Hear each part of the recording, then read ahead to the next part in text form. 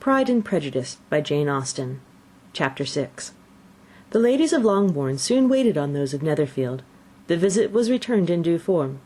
Miss Bennet's pleasing manners grew on the goodwill of Mrs. Hurst and Miss Bingley, and though the mother was found to be intolerable, and the young sisters not worth speaking to, a wish of being better acquainted with them was expressed towards the two eldest.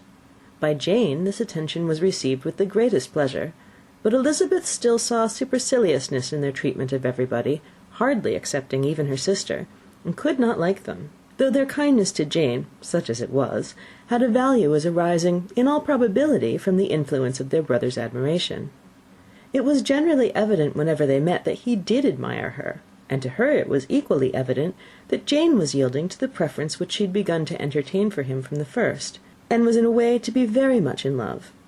But she considered with pleasure that it was not likely to be discovered by the world in general, since Jane united, with great strength of feeling, a composure of temper and a uniform cheerfulness of manner which would guard her from the suspicions of the impertinent. She mentioned this to her friend Miss Lucas. "It may perhaps be pleasant," replied Charlotte, "to be able to impose on the public in such a case, but it is sometimes a disadvantage to be so very guarded.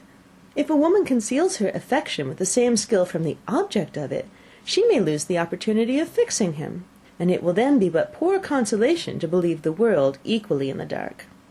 There is so much of gratitude or vanity in almost every attachment that it's not safe to leave any to itself.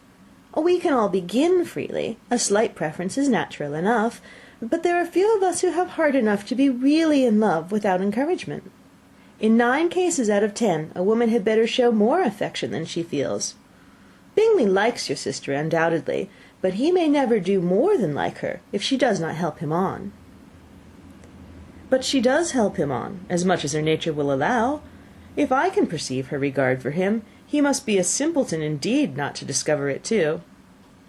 "Remember, Eliza, that he does not know Jane's disposition as you do." "But if a woman is partial to a man, and does not endeavour to conceal it, he must find it out." "Perhaps he must, if he sees enough of her. But though Bingley and Jane meet tolerably often, it is never for many hours together, and as they always see each other in large mixed parties, it's impossible that every moment should be employed in conversing together. Jane should therefore make the most of every half hour in which she can command his attention. When she is secure of him, there will be more leisure for falling in love as much as she chooses." "Your plan is a good one," replied Elizabeth, "where nothing is in question but the desire of being well married, and if I were determined to get a rich husband, or any husband, I dare say I should adopt it. But these are not Jane's feelings. She is not acting by design. As yet she cannot even be certain of the degree of her own regard, nor of its reasonableness. She has known him only a fortnight. She danced 4 dances with him at Meryton. She saw him one morning at his own house, and has since dined with him in company 4 times. This is not quite enough to make her understand his character." "Not as you represent it. Had she merely dined with him, she might only have discovered whether he had a good appetite. But you must remember that 4 evenings have also been spent together, and 4 evenings may do a great deal." "Yes, these 4 evenings have enabled them to ascertain that they both like vingt un better than commerce. But with respect to any other leading characteristic, I do not imagine that much has been unfolded." "Well," said Charlotte, "I wish Jane success with all my heart, and if she were married to him to-morrow, I should think she had as good a chance of happiness as if she were to be studying his character for a 12-month. Happiness in marriage is entirely a matter of chance. If the dispositions of the parties are ever so well known to each other, or ever so similar beforehand, it does not advance their felicity in the least. They always continue to grow sufficiently unlike afterwards to have their share of vexation, and it's better to know as little as possible of the defects of the person with whom you're to pass your life." "You make me laugh, Charlotte, but it's not sound. You know it's not sound, and you would never act this way yourself." Occupied in observing Mr. Bingley's attentions to her sister, Elizabeth was far from suspecting that she was herself becoming an object of some interest in the eyes of his friend. Mr. Darcy had at first scarcely allowed her to be pretty. He had looked at her without admiration at the ball, and when next they met, he looked at her only to criticize. But no sooner had he made it clear to himself and to his friends that she hardly had a good feature in her face, than he began to find it was rendered uncommonly intelligent by the beautiful expression of her dark eyes. To this discovery succeeded some others equally mortifying. Though he had detected with a critical eye more than one failure of perfect symmetry in her form, he was forced to acknowledge her figure to be light and pleasing, and in spite of his asserting that her manners were not those of the fashionable world, he was caught by their easy playfulness. Of this she was perfectly unaware. To her he was only the man who made himself agreeable nowhere, and who had not thought her handsome enough to dance with. He began to wish to know more of her, and as a step towards conversing with her himself, attended to her conversation with others. His doing so drew her notice. It was at Sir William Lucas's, where a large party were assembled. "What does Mr. Darcy mean," she said to Charlotte, "by listening to my conversation with Colonel Forster?" "That's a question which Mr. Darcy only can answer. But if he does it any more, I shall certainly let him know that I see what he's about. He has a very satirical eye, and if I do not begin by being impertinent myself, I shall soon grow afraid of him." On his approaching them soon afterwards, though without seeming to have any intention of speaking, Miss Lucas defied her friend to mention such a subject to him, which immediately provoking Elizabeth to do it, she turned to him and said, "Did you not think, Mr. Darcy, that I expressed myself uncommonly well just now, when I was teasing Colonel Forster to give us a ball at Meryton?" "With great energy, but it's always a subject which makes a lady energetic." "You are severe on us." "It will be her turn soon to be teased," said Miss Lucas. "I am going to open the instrument, Eliza, and you know what follows." "You are a strange creature by way of a friend, always wanting me to play and sing before anybody and everybody. If my vanity had taken a musical turn, you would be invaluable, but as it is, I'd really rather not sit down before those who must be in the habit of hearing the very best performers." On Miss Lucas's persevering, however, she added, "Very well, if it must be so, it must," and gravely glancing at Mr. Darcy, "There's a fine old saying, which everybody here is of course familiar with, 'Keep your breath to cool your porridge,' and I shall keep mine to swell my song." Her performance was pleasing, though by no means capital. After a song or two, and before she could reply to entreaties of several that she would sing again, she was eagerly succeeded at the instrument by her sister Mary, who, having, in consequence of being the only plain one in the family, worked hard for knowledge and accomplishments, and was always impatient for display. Mary had neither genius nor taste, and though vanity had given her application, it had given her likewise a pedantic air and conceited manner, which would have injured a higher degree of excellence than she had reached. Elizabeth, easy and unaffected, had been listened to with much more pleasure, though not playing half so well, and Mary, at the end of a long concerto, was glad to purchase praise and gratitude by Scotch and Irish airs, at the request of her younger sisters, who, with some of the Lucases and 2 or 3 officers, joined eagerly in dancing at one end of the room.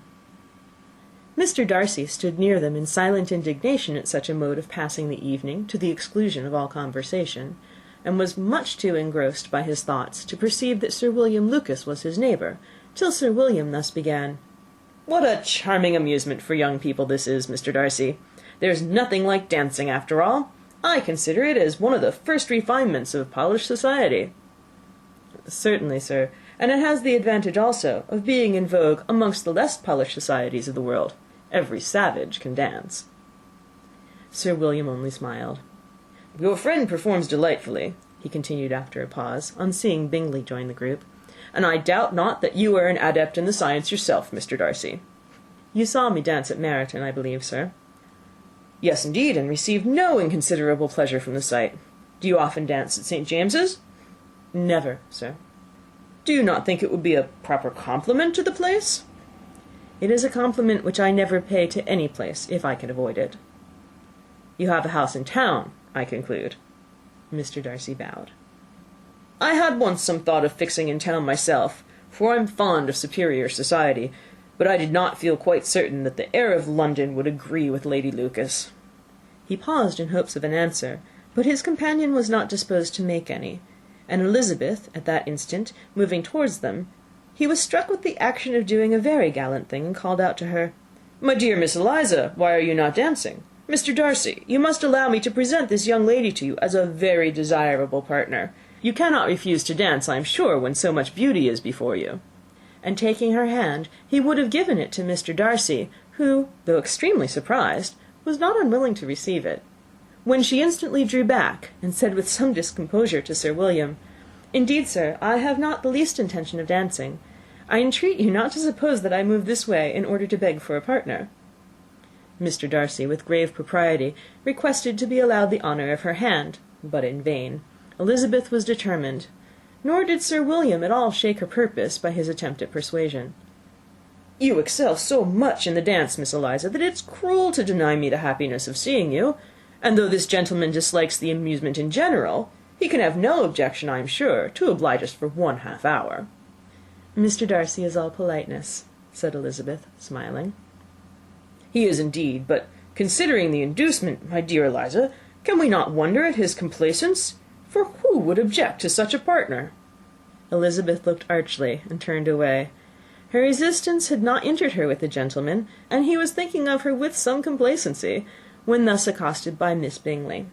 "I can guess the subject of your reverie." "I should imagine not."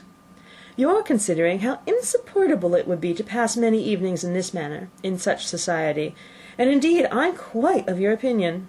I was never more annoyed. The insipidity, and yet the noise, the nothingness, and yet the self-importance of all these people. Oh, I would give to hear your strictures on them." "Your conjecture is totally wrong, I assure you. My mind was more agreeably engaged. I have been meditating on the very great pleasure which a pair of fine eyes in the face of a pretty woman can bestow." Miss Bingley immediately fixed her eyes on his face, and desired he would tell her what lady had the credit of inspiring such reflections. Mr. Darcy replied with great intrepidity, "Miss Elizabeth Bennet." "Miss Elizabeth Bennet!" repeated Miss Bingley. "I am all astonishment. How long has she been such a favourite? And pray when am I to wish you joy?" "That is exactly the question which I expected you to ask. A lady's imagination is very rapid. It jumps from admiration to love, from love to matrimony, in a moment. I knew you would be wishing me joy." "Nay, if you are serious about it, I shall consider the matter is absolutely settled. You'll be having a charming mother-in-law indeed, and of course she will always be at Pemberley with you." He listened to her with perfect indifference while she chose to entertain herself in this manner, and as his composure convinced her that all was safe, her wit flowed long. Chapter 6. Read by Krista McQuillan, Tokyo, Japan, November 7th, 2005.